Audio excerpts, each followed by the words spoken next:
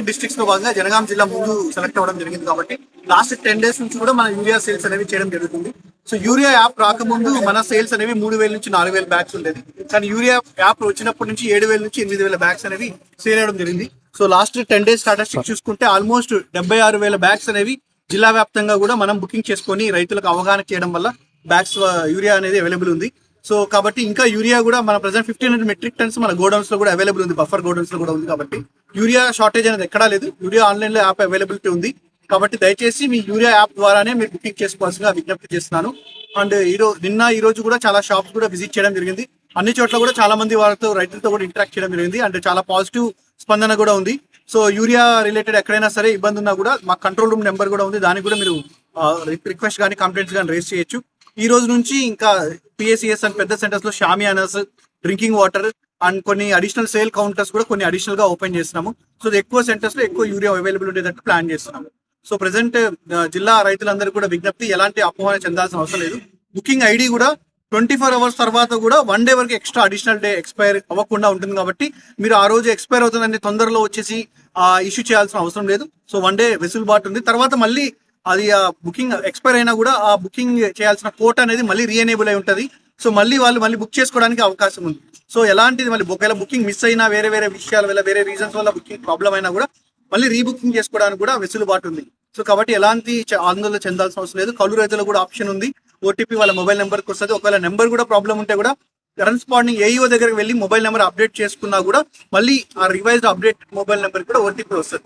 So ఇలా జిల్లా అధికారులు అండ్ వాలంటీర్స్ ను కూడా కొద్దిగా పెట్టుకోవడం జరిగింది. కాబట్టి సో ఎలాంటి ఇష్యూస్ లేకుండా ప్రశాంతంగా యూరియా సేల్స్ అనేవి చేయడానికి ప్లాన్ చేస్తున్నాం.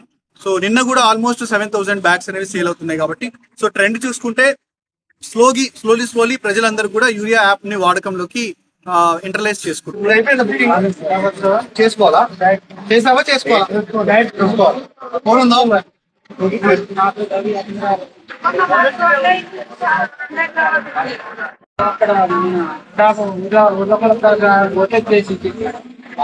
సింపుల్ గా తొందరగా చేసించారా?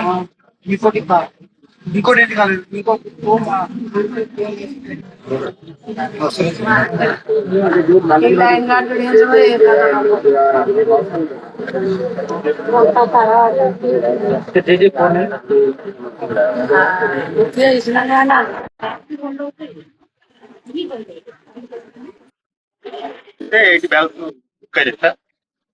15 రోజుల తర్వాత మళ్ళీ ఈజీగా ఉందా? ఈజీగా ఉంది సార్. ఇది మాకైతే ఈజీగా ఉంది. మొబైల్ వాళ్ళకు మరి ఎడ్యుకేషన్ లేని రైతులకు అయితే మరి ఎలా ఉంటుంది? ఉన్నారు. వాళ్ళు ఏం చేయొచ్చు అంటే ఇక్కడ అలాంటి వాళ్ళు నా దగ్గరకు వస్తే కూడా నేను కొత్త బుక్ చేసి షాప్ లో అప్పటికప్పుడు ఆన్లైన్ లో షాప్ ఉందంటే అప్పుడు బుక్ చేసినా అయిపోతుంది. ఈరోజు ఏమున్నాయి బుకింగ్స్? యాప్ అనేది ప్లే స్టోర్ నుంచి డౌన్లోడ్ చేసుకున్నాక దాన్ని మొబైల్ నెంబర్ ఎంట్రీ చేస్తే ఆ మొబైల్ నెంబర్ కు జనగాం డిస్ట్రిక్ట్ ఎంట్రీ చేసుకుంటే ఒక ఓటీపీ అనేది వస్తుంది మనకు. ఆ ఓటీపీ ద్వారా ఎంట్రీ చేయగానే ఆ యాప్ అనేది ఓపెన్ అవుతుంది.